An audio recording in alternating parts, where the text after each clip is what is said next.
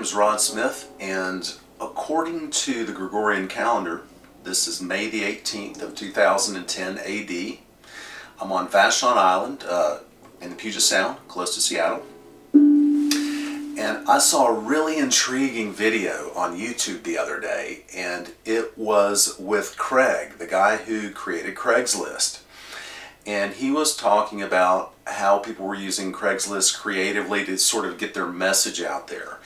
And there was a guy who was hoping to design Sandra Bullock's dress for the Oscars that was linked to this video. And I realized it's like, hey, this is a great way to try and reach out to people. And for some time now, there's a particular person I've wanted to contact because I felt like that this person was going to be able to understand my life's work in a way that maybe other people might not be able to.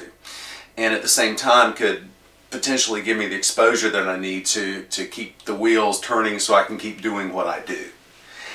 I have a project called the Natural Philosopher A Curriculum for Ecological Intelligence. And what you see here are some of the products of my labors. The individual that I'm hoping to contact is the Dalai Lama. I just recently listened to a book on CD called Destructive Emotions, How Can We Overcome Them? A scientific dialogue with the Dalai Lama. And it was written by Daniel Goleman, the guy who wrote two excellent books. Emotional Intelligence is the one that he's best known for, I guess. And then my favorite, which was Social Intelligence, that followed along behind that. And one thing that I got out of this book was something that I sort of realized at other stages along, and that is that the Dalai Lama is a very sophisticated intellect, has a very sophisticated intellect, and he is a polymath. He's interested in everything, like I am. So this video is about putting my message out there on the internet and seeing if it can get to the Dalai Lama.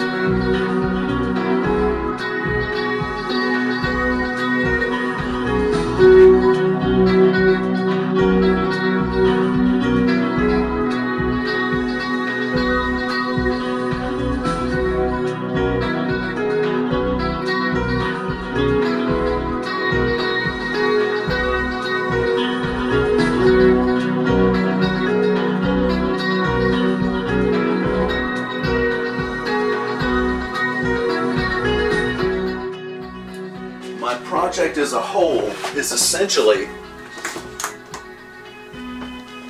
an ecological epistemology. And epistemology is the branch of philosophy that has to do with the study of knowledge itself. How's that? Great.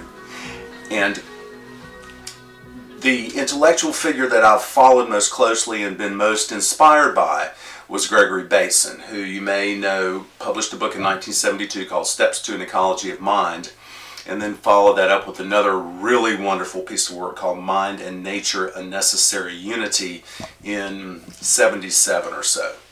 And Bateson's lifelong intellectual quest was to answer the question, how does nature think?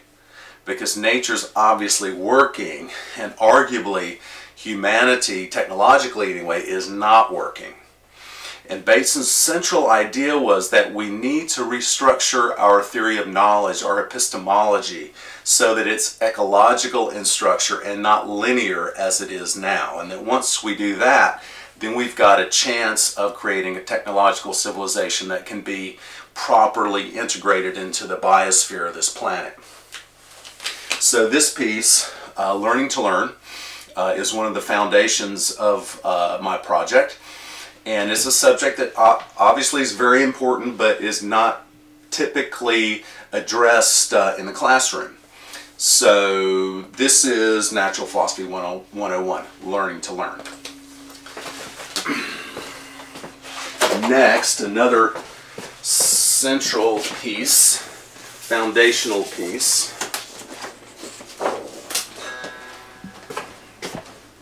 is this one. And you see the titles down towards the bottom, towards the natural epistemology. And again, as I mentioned earlier, my work is an ecological epistemology. So what I do is attempt to structure all of my content in a way that is similar to how, arguably how, natural systems are structured. And one thing that I do here is to the best of my ability, make my epistemology explicit, which is very, very important. And then go into the details of how I go about structuring knowledge systems. And what you'll see on this piece is a bunch of icons. How are we looking there? Great. And these icons, for instance, this one indicates an important point of reference. So whatever knowledge system I'm working in, whether it's music theory or mathematics or architecture, anytime there's an important point of reference, this icon will show up.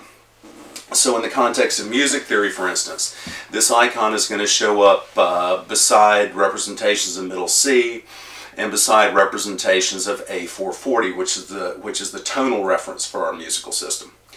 And so what you can do is when you approach one of these posters for the first time, you can scan it for this icon and immediately identify all the important points of reference that exist in that system, and that's always a great place to start. So my plan with the icon system actually is to enter it into the public domain for free, probably through a Creative Commons type license. And make it so that people all over the world can use this icon system to map their knowledge systems. And although the icons are for the most part built off of the Latin alphabet, they're still pictographic enough and self-exemplary enough that I feel like people who have learned different alphabets, whether it's the Chinese or the Arabic type alphabets, that they could still use this system with a fair amount of ease. So let's go